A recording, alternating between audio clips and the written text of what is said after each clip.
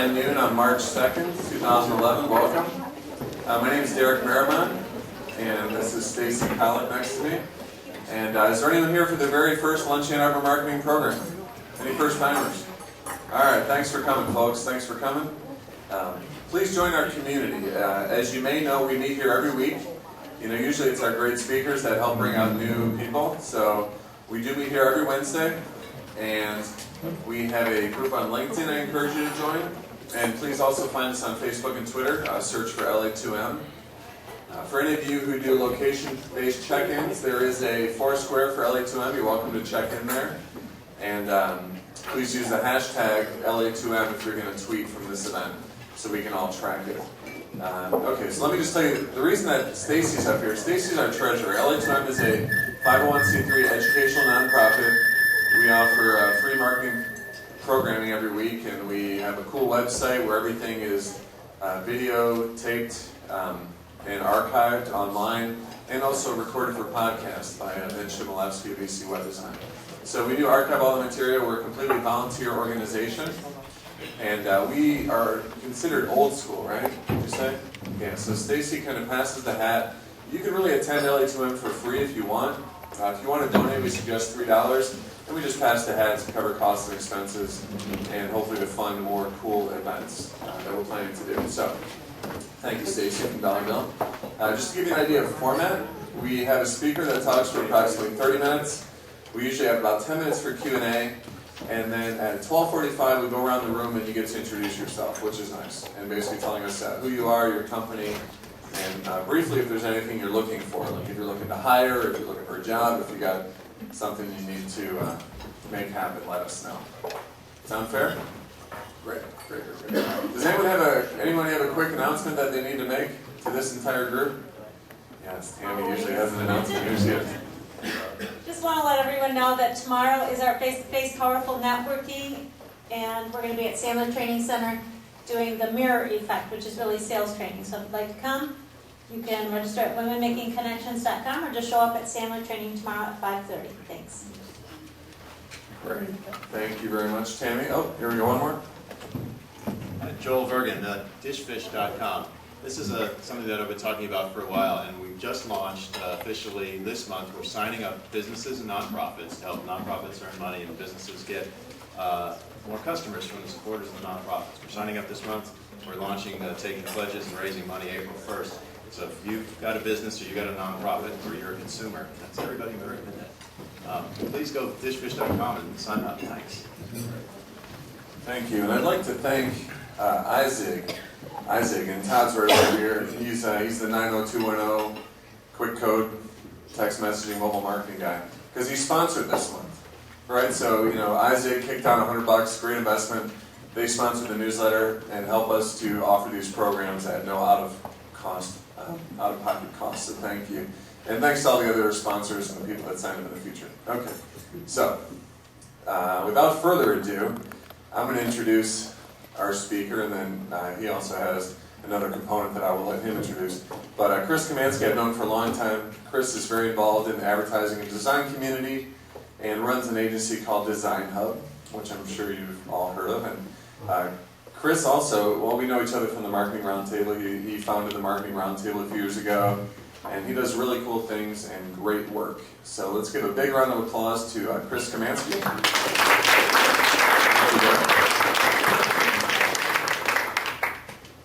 I have good news and bad news for you. The good news is that I'm only going to speak for about 15 or 20 minutes. But the bad news is not bad news.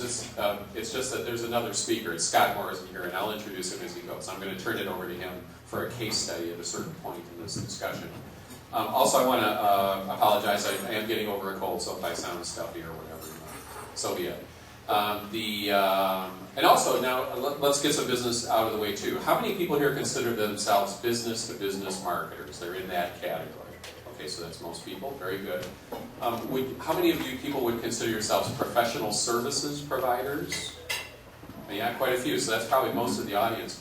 Are most of you from small companies? Small companies, let's say under 50 employees or under 100 employees. Yeah, most of them. Anybody from, okay, how many from larger than 100 employees? Okay, a few. All right, good. Well, you'll understand why we asked that later on. Okay, so, first of all, I do need to set a little bit of credibility. Derek introduced me very, very well. But Design Hub is a creative services and marketing firm. We're headquartered in Saline. Most of our work is with B2B companies and professional services providers. We also tend to work with nonprofits and municipal clients. So very few of the big name household names, more kind of techie kind of companies like Advanced Photonics, Dexter Research, etc. Also, my background previous to that, I was on the client side for a long time. I worked for the companies you see here, ADP Network Services, Interface Systems, Clio Communications, and Mechanical Dynamics in various marketing roles. I'm going to talk to you about my experience in particular at Clio Communications, but this really applies to virtually everywhere I've been and everybody that I've been advising recently. But I want to exemplify this. When I was at Clio, I had 2 stints there. I worked there in the early 90s and then also in 2000 and 2001. We relied very heavily on promotional methods to generate response. Essentially, we did some advertising and publicity that generated response, but what we especially did was a lot of direct mail that offered like free educational material, solutions guides, executive white papers, technical briefings, etc. And we found that we could generate just lots and lots, a high quantity, you see the word quantity there, of response. We could get stacks of business cards coming in at any time. And we actually got much, much better and better at it where we were spending less money but getting more response. Getting fairly sophisticated in that. Later in 2000, 2001, when I kind of came back to a reforming of Clio, we were relying more on driving people to our website by then, so in a lot of ways the response was more reflected in traffic on the website than it was in stacks of reply cards coming in. But anyway, the phenomenon was, this pyramid. We were spending the most money on promotion and getting the most response. But there were financial people within that organization, and they would come to us and say, okay, now let's recreate where our business is actually coming from. We would track back to our revenue-generating clients and say, where did we actually get them from? And the truth of the matter was that most of our very, very best clients, and keep in mind we had kind of 2 very targeted markets. They weren't huge markets. Our total number of prospects in each market may be numbered in the thousands, but not the tens of thousands or hundreds of thousands. Most of our good business came from referrals. I bet you're not surprised by that. If you're in professional services and other fields, that's probably true for you too. There were people that were influencers in our market. People from consulting firms, from industry associations, from companies that built our products into their solutions or recommended them to other companies. So they were very good people to know, and a lot of good stuff came from that as well. And then also networking, and that was mostly what I mean by that is we went to a lot of key trade shows and conferences and got into conversations with people who could be our clients or could be our influencers. And so it was this kind of pyramid. We spent not much money and not much time either on getting referrals, but that's where the really good stuff was coming from. And so the quality and results version of this pyramid is inverted.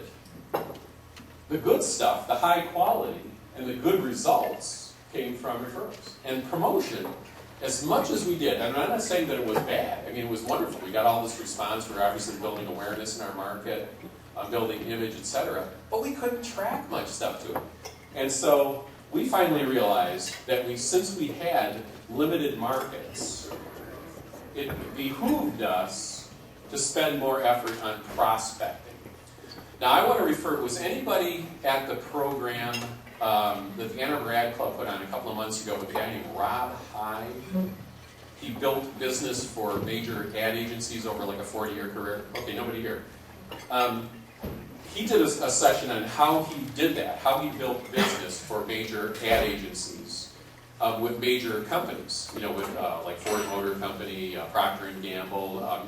He was with an agency that got the Absolute Vodka account at one point. And he said the problem with referrals, as great as they are, is they're still not necessarily who you want to do business with. And that's his whole point on prospecting programs. It was the whole point that we got to at Clio Communications and other places is, why not let's choose who we want to do business with? I mean, even in my business now, Design Hub, referrals come in, and they're usually our best source of leads, but really only 1 out of 4, 1 out of 5 turn out to be really serious prospects for us. We end up spending a lot of time on things that aren't going to go anywhere. So that was Rob High's point. I'm going to come back to him in a minute. But first I'm going to tell you a brief case study. Scott's going to tell you, I think, a one that will help you even more. But for a company here in Ann Arbor called McCready Group. Anyone familiar with them? Scott and Barbara McCready? No. They're a really quiet company, but they're doing some kind of cool things. Basically, one of their target markets, they have multiple products, but with a product called WebIDS, it's targeted to hospital pharmacies. And it helps, it's a web-based software that helps hospital pharmacies track investigational drug services. They came to us and said, we need some help with some stuff. They felt that they already had a website that was sufficient, arguable whether it really is good, but they came in and said, we want to advertise. We have a really good trade journal called the American Journal of Healthcare Pharmacists, or Health System Pharmacists, and we want to exhibit at their show. It's American Conference for Health System Pharmacists, called ACHP. And they're going to work their current contacts. They are hospital pharmacists themselves, and so they have some ins in the industry, and they wanted to work those. Well, we always step back and say, okay, those are your preconceived notions, but what really makes sense for you? And so we went into this basic process. We established with them. Well, first of all, what I want to make a point is that sure, that ad will kind of fit in at this promotion stage down at the bottom, and the networking can certainly happen at that conference. But again, we asked them, do you really expect your phone's going to ring off the hook for that ad? And, well, no, obviously it won't. And that conference only happens once a year. So are you just going to kind of wait around for these things to happen? Are you going to wait around for people to find you online? Why not? You have a very narrowly targeted market. Why not go after them directly and drive the conversation? So these are some of our philosophical underpinnings of these kinds of programs when we work with clients on them. One is that who can tell you how? There's 750 hospital pharmacies in the United States, and really, truly, McCready Group had no more than 1 or 2 contacts at each one, real decision makers and buyers. So they're talking at maximum a 1,500 person target market. Well, when you have a small market like that, that doesn't necessarily mean mass market techniques, right? I mean, you can potentially go right after them, talk to them directly. Why wait for them to find you? Why wait for them to respond to something? Is it Woody Allen's old statement, 90% of success in life is showing up? Again, we said show up. And I'll tell you the program in a minute. Again, why wait for them to respond? And then markets or conversations drive the conversation. So what we did is we put together a program for them. They went out and selected their targeted prospects. There was some prioritization of their contacts within that industry association. We took a white paper that they had prepared and improved it and turned it into a professional-looking piece. So they sent that white paper, which just talked in the abstract about tracking investigational drug services and how the process could be improved, along with a cover letter, not a salesy cover letter, just saying we're in this business. We understand that people in hospital pharmacies have these kinds of needs. I'd like to call you within a few days and see whether you have any needs in improving your process. And then they promised the call, and then they actually made the calls. And we told them, if you're not going to make those calls, this program is not worth doing, because that's the showing up portion of this promotion or prospecting program. And then, of course, in that call, they qualify the prospect, and then you do their usual sales process after that to nurture the relationship. There were some fine points of that, but we don't need to go into that here. So here's how the program worked. They went ahead and they ran the ad, and I think it would behoove them to continue to run ads, although they haven't chosen to do it yet recently. They were disappointed with the results at first. They were initially talking to about 3 hospital pharmacies They got those people to test the software. They got about 5 more out of all the hundreds of people that they called. And they, we'll use the crossing the chasm D-Day, beachhead analogy here. I think they kind of expected to take all of Europe in one prospecting program. The truth was, they pretty much did capture Normandy, but they didn't realize it at first, and it took a while before it really sunk in. Months later when we checked in, Scott and Barbara acknowledged that, yeah, things were picking up. People were talking within the industry, and they were starting to pick up some more prospects and customers for Web IDS. And the last time we spoke to them, because we're also doing some work for them in other areas, they said it's very good now. The product is now profitable. It's used by a good number of people, and it keeps growing. It's largely that from that initial group of early adopters and influencers, it's grown out. And so they're very, very pleased ultimately with the result. I want to point out, though, too, that there was another side benefit of all this conversation that they drove. Initially, they were finding with a lot of people that they talked to, that people said, that's fine, your product, we understand it, we get it, but you're not solving a big enough problem for us to really upset our internal processes, train people, do all the consulting and stuff. We're not really losing sleep over this narrow area that you're proposing to solve for us. And so they realized that there were things that they needed to do with their product as well. And they did address those and expanded its capabilities such that it became more useful and urgently needed by people. So there was market research benefit for this as well. Okay, now I want to go back, before I bring Scott in this conversation, I want to go back to Rob High a little bit, because he's done a much more sophisticated version of this kind of prospecting program. He's had 40 years, essentially, to refine it and take on new technologies and improve the program over the years. He uses the relationship analogy in prospecting. And it's really basically, select who you want to go out with. You don't just... not everyone is attractive to you. Figure out the people that are the possibilities. And then the next point is that no one dates a stranger, no one proposes marriage on the first date, and be there when the divorce happens. So, I'm not going to go into tremendous detail on this because it's, again, as I say, it's a very sophisticated program, and it's probably overkill for a lot of us in this room. But nevertheless, what he does is he selects no more than 200 prospects at a time. He's got a database of marketing decision makers that he pays a lot of money for in major companies. He now mostly advises other ad agencies and uses of this technique, by the way.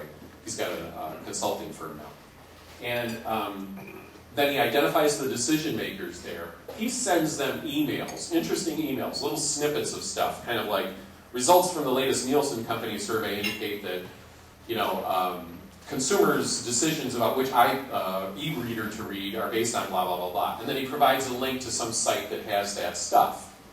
Only in fine print does he identify who he is, and he says nobody ever clicks through to his information. Almost nobody. He's got, he claims, expensive software that helps him track who opens those emails and who clicks through.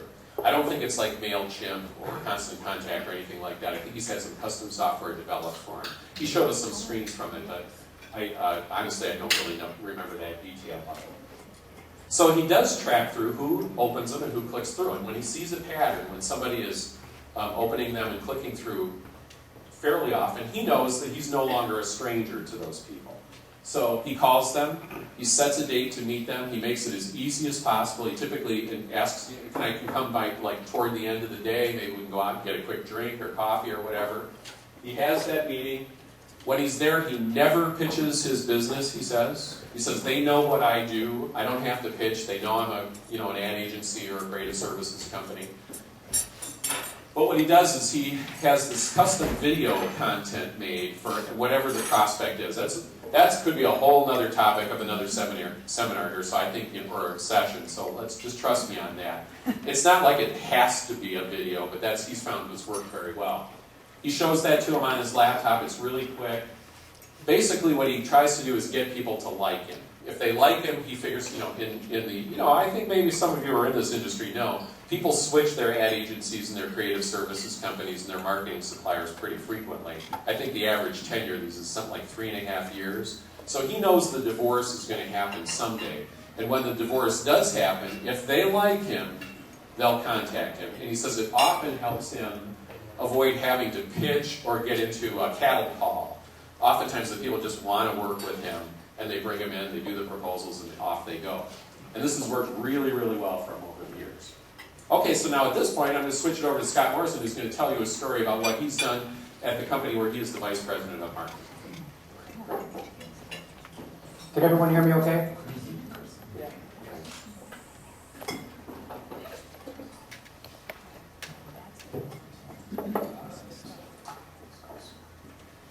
All right, thanks. Well, I'm going to talk a little bit about a particular case study that hopefully reinforces the things that Chris was just talking about. Before I do that, let me just give you a little bit of background on Circle. We are a software company that sells software for a particular vertical market, which is the insurance industry. And we sell software that is commonly known as software as a service, which companies like, how many of you are familiar with like Salesforce.com and those types of software? So this is software that's accessed over the web, it's not installed. And it's in a particular area for insurance companies, which is in the area of regulatory and compliance. And the company was founded in '97, and we are a successful Ann Arbor VC-backed business. So our two primary investors were EDF and Arbor Partners.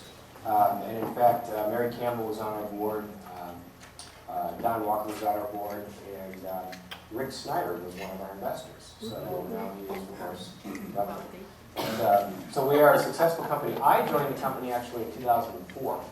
And we have been going through a nice growth trend, and then we hit a plateau in our revenues, where all of a sudden the growth wasn't there, and we were stuck at about $10 million and around 50 employees.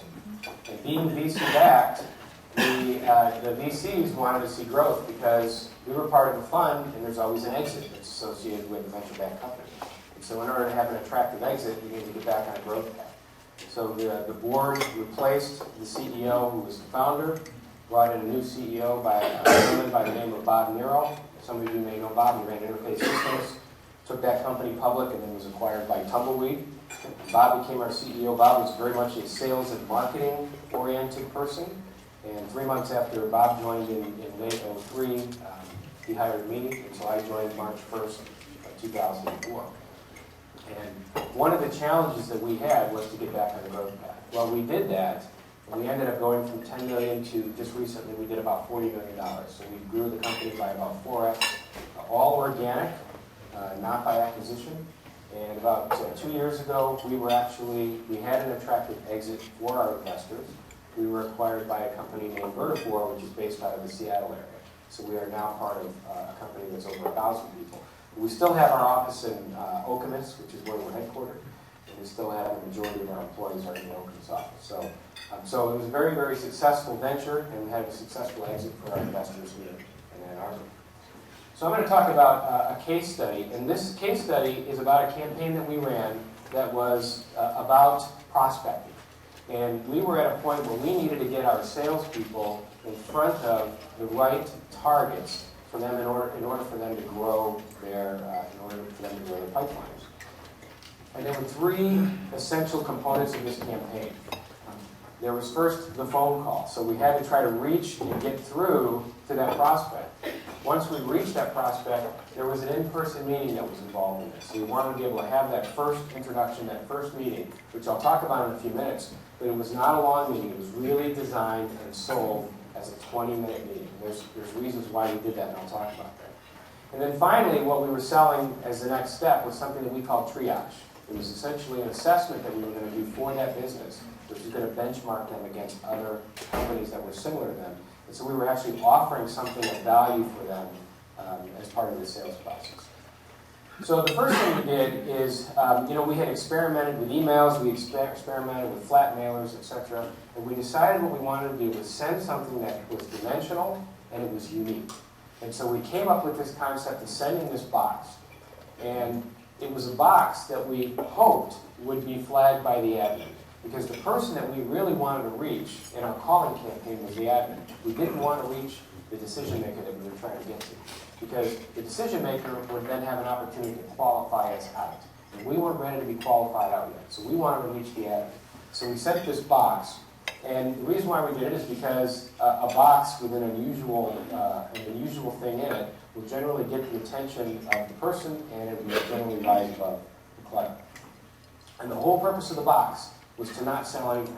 The whole purpose of the box was for that person on the other end of the phone to pick up the phone and take a call. And that's it.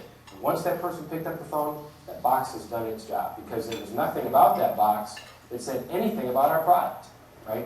What we had was this skateboarder guy that was magnetic, that was like a cool toy, and it just talked about this new concept called e-boarding, which is a term that we made up, which stood for electronic onboarding, and it had to do with how a company can get more salespeople in the door faster.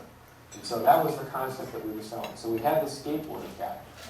And what happened is when the telemarketer would then place the call, they would do the follow-up, and they would say, hey, did you get that box? And the admin would say, yeah, what is this? And we start talking about the box and start having a conversation.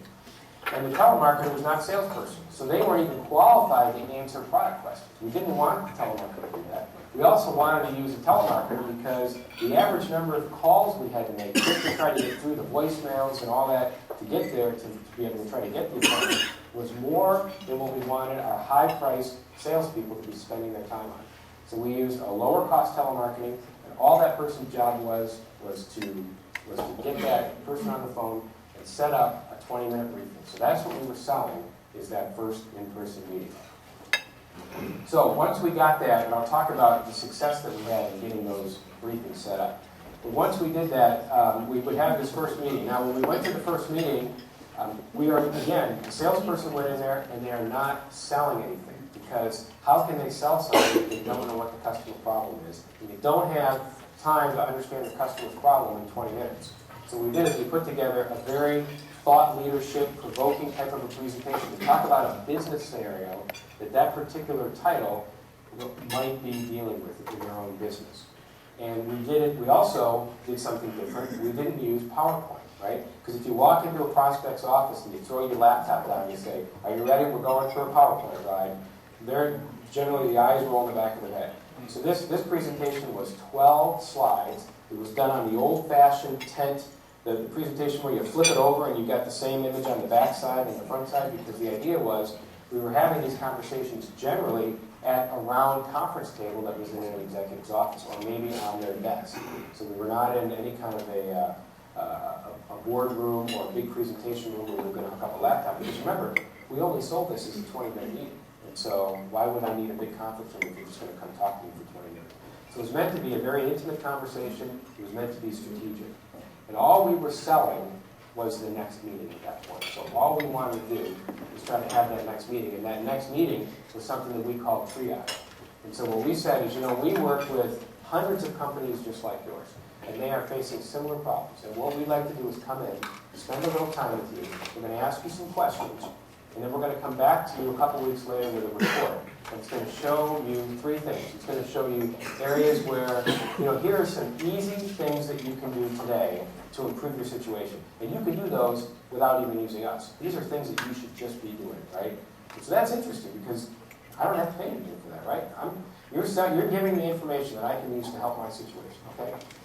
There are some other things that are a little bit harder to do. But if you do them, you'll be in a much better place in the next 12 to 18 months, right? And those are things that we could help you with, or you may decide to do those on your own.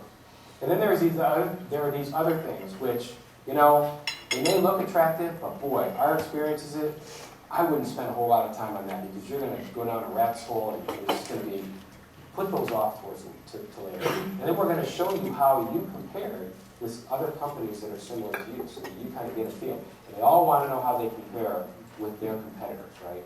So this was a very attractive thing for us to offer and for them to do. And so what we did is we did that program, and then we conducted the triage, right? And we would go back. And the good news is when we got invited back for that meeting, we are now in what we call discovery in our sales process. The prospect may not realize that, but we are now in the stage where we're starting to collect information. And because it's part of our sales process, we can't we can't describe or prescribe a solution until we understand what their specific business problems are. We need to even know if they have a problem that we can solve. Maybe their problem isn't worth us spending time. So it's an opportunity for us to look at their situation and say, should we even qualify this prospect as somebody we want to spend any more time with? So, and then once we got through triage, we would know, based on that, whether or not it was worth it for us to go through the sales process or not. There's a saying in sales that says bad news early is good news, right? Because what we don't want to do is have our salespeople spend a lot of time on a prospect, and it turns out that there's no way that they were going to buy from us anyway because they weren't qualified. So we went through this process, and we did the triage, and you'll see in a few minutes the results. Just a couple of FAQs or questions that were asked. Why send a box? Why can't you send something else? What we found out was that the box was very effective getting that admin to take that first call. And what we did is we tracked it with FedEx. We knew when it hit the mailroom. We knew when it was signed for. We knew when it arrived at the admin's desk. And we called within 24 hours after they got this. We knew exactly the time to call that prospect. And so those are the reasons why we did use that particular technique.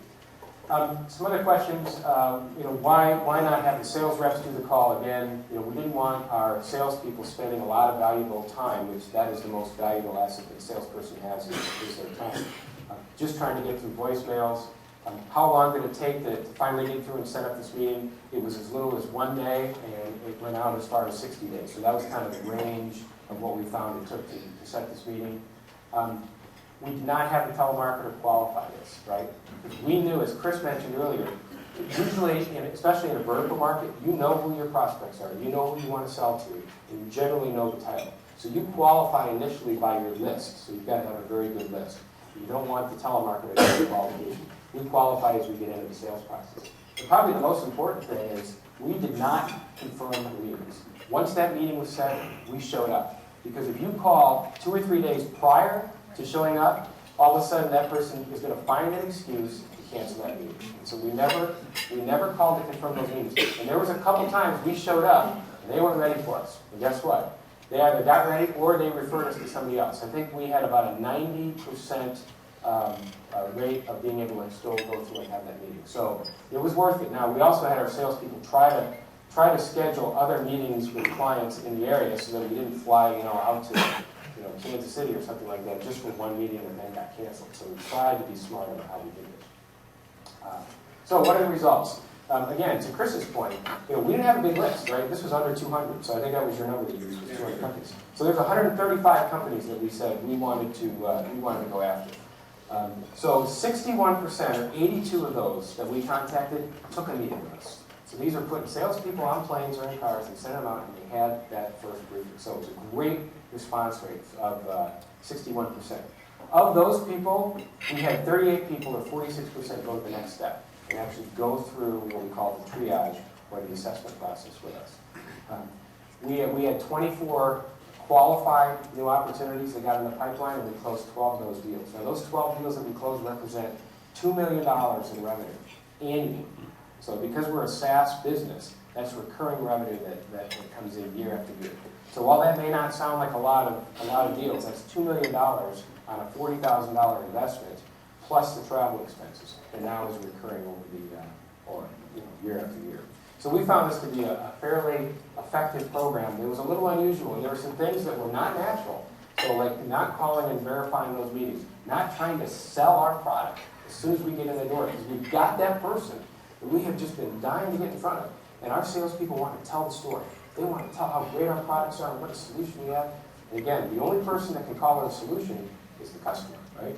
You can't call it a solution because how can I solve your problem if I don't know your problem? You've got to see my capabilities as something that can solve your problem. So anyway, so it was a great program for us. It really got our salespeople excited because they were out in front of prospects, and there's a lot of energy around those.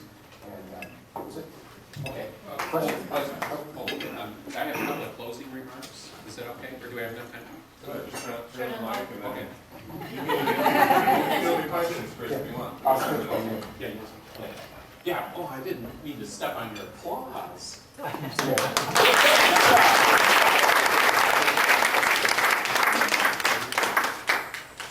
Yeah, that's, I just want to point out too, just as a comment on there too, we did a program for our client where we sent cakes. We had them delivered to the client.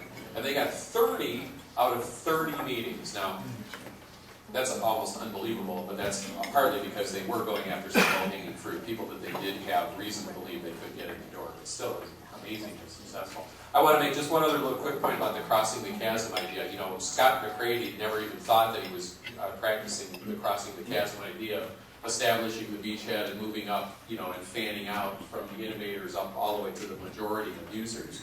But he was. And I was reading an article recently about how that's really what Facebook did too. Mark Zuckerberg, he started with the Phoenix Club, a very influential group. Then he moved on to the rest of the dormitory or whatever it was, then on to Yale and Princeton and Stanford and so on.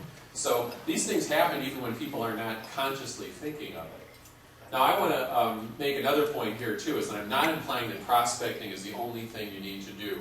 You know, some of you people may have seen me at other events where I talk about this whole marketing plan on a napkin. I'm not going to go over it in length here, it's an eye chart anyway. But it's essentially, we look at your whole process for how you nurture a relationship with a customer, and then what tools you can use to move them along that path. And so we consider everything. And for instance, now WebIDS, now that's a little bit profitable and they have some money and they can maybe invest in it, they probably should be doing some other things. They could be publicizing themselves, advertising to not only get new customers, but defend the market that they have.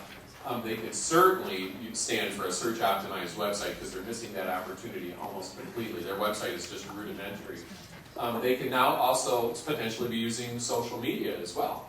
Especially among hospital pharmacists who talk to each other. That's really kind of how their business grew. So, prospecting is only one piece of it, but I do want to close with this thought that most of the companies that we work with have very narrow markets, whether you want to say a niche or niche. They are niche markets, and sometimes they're defined like this, you know, hospital pharmacies, schools of colleges of pharmacies, businesses in Washtenaw County of a certain size. That was the cake example I'm telling you about. We're working right now with an architectural related firm that is targeting just architecture and design build firms in 4 states. Another one only went to banks and credit unions. So when you got really limited markets, our point is, why not go after them directly instead of using the traditional kind of mass media techniques and even the new media? Prospecting may not be glamorous. It involves things like telemarketing, sometimes mail, you know, the old school stuff. But as you've seen here, especially from Scott's story, it can really, really work. So at this point, we can turn it over to questions. You want to come up to? Okay. Tammy. I was just wondering why you sent it to the admin rather than to the prospective client. So we sent it to the title, to the C-level title, Okay. but more often than not, it got flagged by the admin, or at least it stopped at the admin before it got to the exec. And so when we called, most of the time you never actually got through to the exec. The admin would take the call. And then you could reference the box. And she was like, oh, I remember that. Yeah, well, what was that all about? And then all of a sudden our telemarketer and this admin would begin having this conversation about this strange thing. And so, yeah, so the idea was that it would be caught by the admin and it would be memorable so that when our call came in, within 24 hours of when she got it, or he got it, then it would spark up a conversation.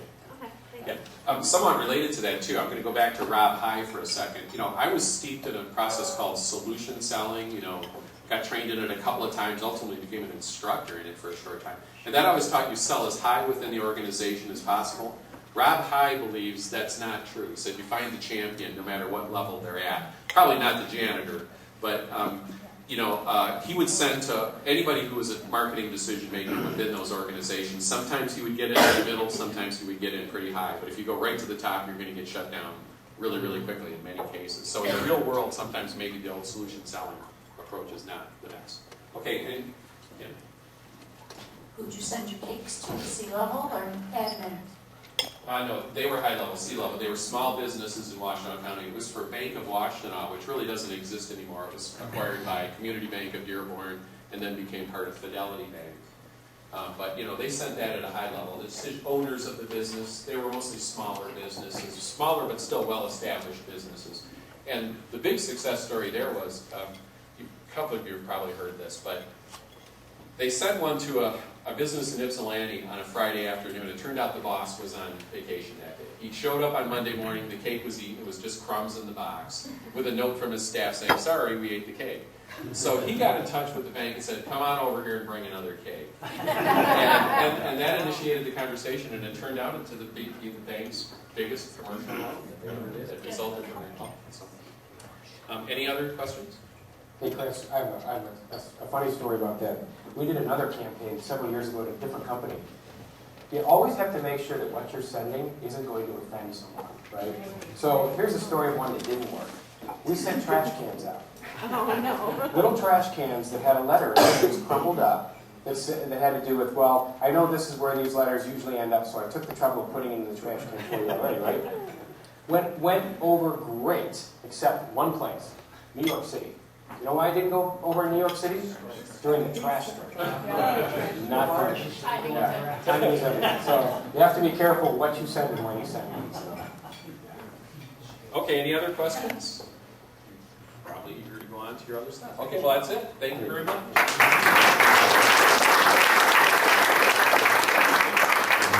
Thank you, Scott and Chris. All right, so we have reached the introduction part of the program. Make sure to pay the men and women in black, although they're not in here right now. But we're going to start over here with Larry Eiler. Please stand up when you introduce yourself. Be sure to project. Here's Larry Eiler. Okay, Larry Eiler. I have a firm, Eiler Communications. We've been known for 24 years for PR. We've just gotten into some advertising in the past 6 months. And we do some work now with Arbor Carpet and Fine Flooring. And we do media work with UM Credit Union. But here's one of my associates, Andy Chappelle. It's Andy Chappelle. For the last 4 years, I worked as the managing editor at Crane's Detroit Business. In January, I joined Larry's firm. I handle mostly media relations. I've known Larry for a long time, and we're real happy to be working together. Hello everyone, my name is Brock Thatcher, and I'm actually shadowing Mr. Eiler today. I'm trying to be respectful, I just met him today. I'm actually studying public relations at Central Michigan University, so I'm really just trying to get a feel for what the field has to offer. My name is Kim Katchadorian. Most of you know me as Geeky Marketer, and a lot of you have known that for the past few months I've been job hunting. I'm happy to say I have finally landed. And I'm the new sales and marketing coordinator for Networks Group here in town, and we are an IT services company. We also do ethical hacking as well as compliance issues for hospitals, etc. Sorry. Hi, I'm Riley Coppola, and I'm a long-time LA2M participant that took a break for a while. I'm back. I do, boring corporate stuff for my day job, and I'm just keeping on the biotech company here in time. How's it going? I'm Peter Clay with Parrish Advertising and Design, just over there on the corner of First and Ann. Clients of all sizes, from the Performance Network all the way up to GM Fleet Commercial, and we also got Arbor.com, back in Arbor, Walsh College, and like coming here. My name is John Pratt. I'm from Adrian. The name of my company is JT Pratt Media. I do WordPress consulting and SEO services. Hi, I'm Armin Kabodian. I'm a marketing and sales guy. I've worked for large companies like IBM and small companies like ePrize, and right now I'm looking for the next company. So if you know of an emerging technology company that needs representation in the area, please let me know. Thank you. My name is John Duquesne. I'm a misplaced angel investor. Bob Hemeridian, also an angel investor. I'm Bud Gibson. I hope I'm not misplaced. I'm the professor at Eastern Michigan University who started the search marketing program. Always good to see some EMU alum in the audience. And I'm always happy to talk about the program, what our students are doing, and sort of the exciting things that are happening.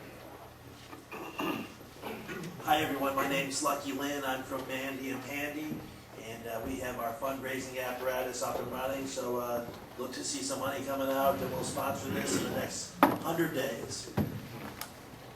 Hi everybody, I'm Stacy from Dollar Bill. We're a local digital print shop, and you heard Chris, you gotta go back to old time marketing sometimes to get attention. Printing things and mailing things. I'm Eric Gordon. I'm a professor at the Ross School of Business. One of the courses I teach is entrepreneurial marketing. And I'm the director of the Wolverine Venture Fund and a special partner in the East Coast venture capital firm that has a lot of portfolio companies in the social and mobile marketing space. I'm Dan Blakemore. My company is called Health Insurance Marketplace, and I work with companies from 1 to over 100 in developing employee benefit plans.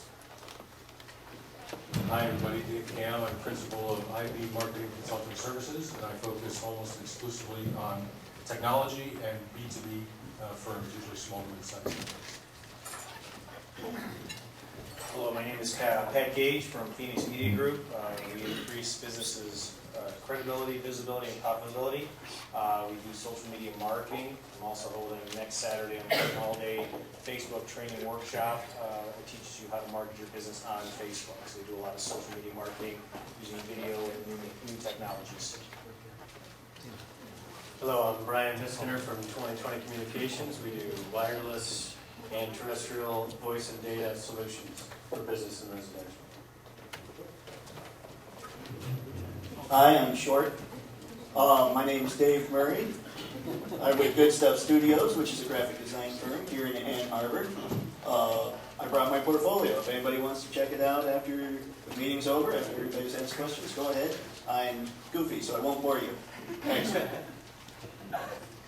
Hi, I'm Megan Kearney from Underground Printing. I'm a custom sales manager for our new location across the street next to Moose Jaw.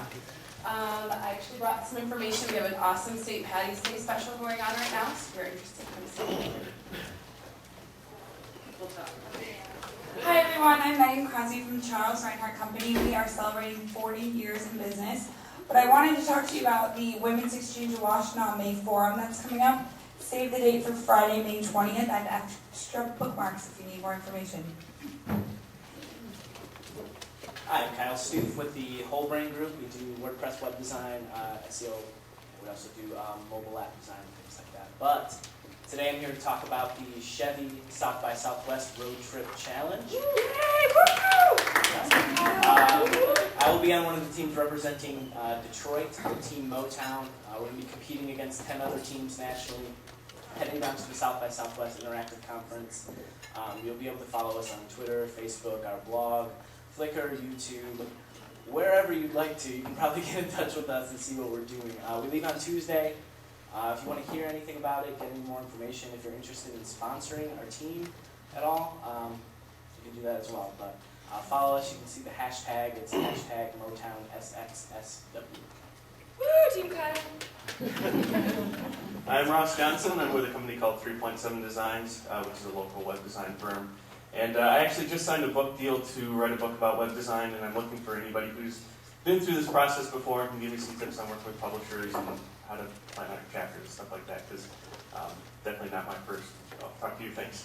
Not my first choice of When it's done, will you autograph a copy for me? My name's Nikki. I work for LA2M. Yay! I'm Tiffany Reiser. I work at Ingenix Digital. I do social media marketing, digital PR, all that stuff. If you have feet and you would like to use them at some point, there is a colon cancer walk and run 5K for the American Cancer Society. So it's a really good opportunity to come out and support a good cause and get some heart healthy exercise. Come to me for more information. April 16th. Yeah, April 16th. My name is Brett Borsvold. I'm a recent grad at Eastern, and I took Bud's program in Google AdWords, and now I'm looking for a marketing position. Hi, my name is Delphina. I'm the founder and personal trainer of Delphina Bonilla Casell, LLC. And I help people implement exercise as a routine part of a lifestyle, and especially as a form of preventative health. I had heard a lot of really good things about LA2M, so I thought I'd come out and see what it was like. And today's presentation was really great. Thank you. Sign up for our run. Hi, my name is Linda Baker, and this is my first time here. First of all, I love to come out and to hear be around other minds that are inquiring and learning, so that's one of the reasons I came. I am also currently job searching, sales and marketing management background from the traditional direct mail, which now becomes less clutter because everything's cluttered on the social media front. So if you have any opportunities, we'd love to talk to you. My name is Randy Sterling. This is my first time to LA2M. I just moved back to the area. I'm a University of Michigan grad. And I guess I came here just to see what it's all about and learn as much as I can. So I'm as well job searching. I've left the home building industry. Some of you may have heard there's been some changes in home building the last couple of years. Hi, I'm Bob Royce. Just started a new company called The Understanding Group. We help companies with complex communication needs structure their information so it's more effective with information architecture and digital content strategy. Hi, it's my first time here as well. My name is Daniel Rivkin. I moved back to Ann Arbor in November. I've been living abroad for 20 years, and I'm a TV journalist, and I make corporate communications videos. So I'm still working. I'm starting my own company again. Most of my clients are still international, so I haven't really made many connections here in the area. So that's why I'm here, and it's a pleasure to be here. Cool. My name's John Porter. I'm between jobs also, like a lot of people here. My area is in computer work, administrator and so forth, so if anybody needs some computer support, please let me know.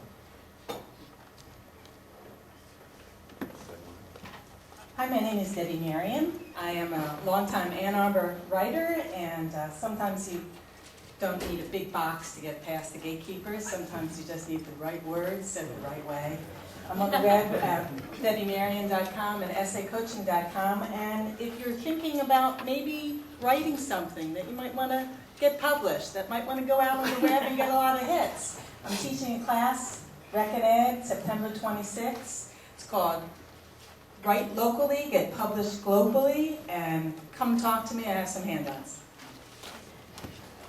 Hi, I'm Elizabeth Sickinga with Crisp Marketing. I do marketing strategy and branding for small businesses. And I haven't been here in a while because I'm also now teaching in the College of Business at EMU, which seems to be overrepresented. I'll take it. Hello, my name is Paul Bartlett. I'm the president of Kitty Hawk Studios. We have actually recently developed two applications for iPhone and iPad for live events, for lead generation and and trading. And what we're looking for is some venture capital, some resources. We're hiring people. We're looking for exposure and things like that. There's a huge demand. We just need some traction to get it out there in the market more.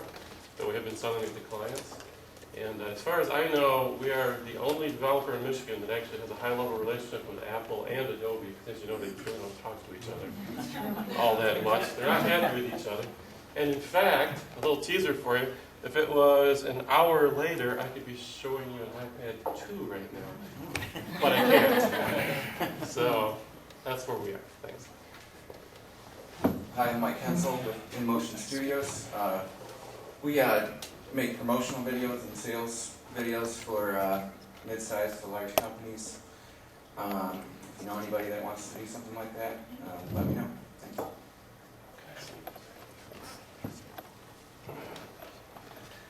Hi. I'm not Roger. I'm just playing Roger on TV. My name's Todd Gagne. I have a company called iZig. We have the short code for text message marketing 90210. It's the most popular 5-digit code in the world. We market to the people that walk into fountains, walk into cars. People are texting all the time now. 97% of text messages that get sent get opened, 83% within the first hour. That's what we're marketing. And if everybody has one of these, which you probably do, go ahead and take it out. And we're promoting Tammy's business, Women Making Connections. So if you take it out and you text to the phone number 90210, WM Connect, you're going to get some deals from her, and she's going to allow you to get into one of her events for free. So that's the kind of marketing that we're doing. We're looking for people that, businesses that want to use this, and we're also looking for people that want to add this onto their portfolio of services that they sell. So it's Todd Gagne, iZig, 90210. What was the message that we texted? It's WM Connect, one word, to the phone number 90210. And that goes directly to her system and her account. It doesn't get sold, it's all her data. So.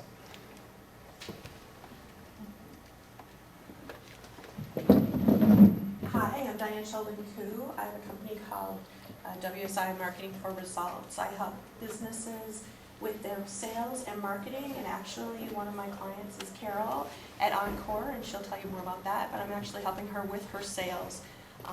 So that's kind of a new venture for me. So I do marketing and sales. Here, Carol.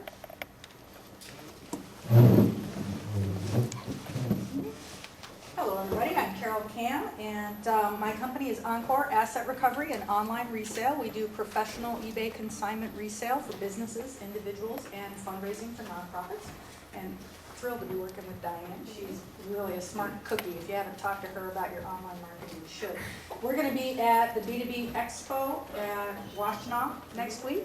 So that's on Thursday from 9 to 5. Stop by and see us. Hi, I'm Tammy Burgess with Women Making Connections, or the WM Connect, where men connect. So everyone is welcome. And if you do text to 90210 WM Connect, you will be able to get into the event I was telling you about earlier for free. So go ahead and do that if you'd like. And I just want to say that LA2M is a good place to do business. I met Todd last week, and we're working together now. So thank you, Todd. Appreciate it. Hi, Lanny White. Small and medium high-growth companies are looking for ways to navigate the shoals of growth, and that's where growbiz.org comes in. Hi, I'm Dee Davey, Creative Ideas Marketing. I'm an independent marketing contractor, and I help companies who provide business-to-business services to their customers. I help them ensure that they're offering the right things to the right people for the right reasons. And if they have an idea for a new product that they can't get off the ground because they lack time or resource, I help them bring that idea to life. Hi, I'm Philip Profrock. I'm an architect in the solo practice, PS Profrock Architecture, and I've been to one or two other LA2M events just to learn how to market my own services.